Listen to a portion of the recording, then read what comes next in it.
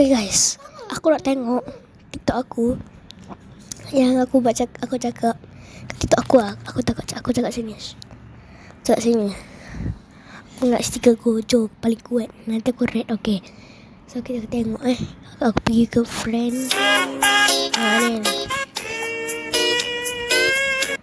Ni.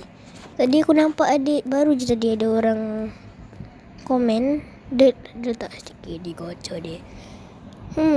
Dia stiker yang pertama. Okay, boleh lah. Tapi dia tak like. Tak apa. Kalau tak like tak apa.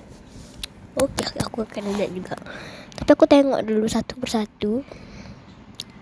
Tapi yang pertama aku kena tengok lah, sebab dia cantik ke tak. Kalau yang kedua, ketiga, empat, kelima tu aku tak tengok sebab lagi suka apa. Let's go. Ini cuma okay.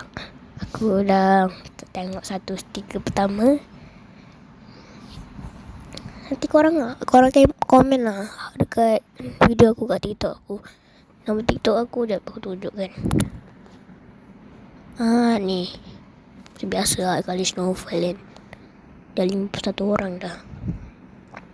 Okay. Ini dah 1000 yang aku edit sendiri. Ini video aku yang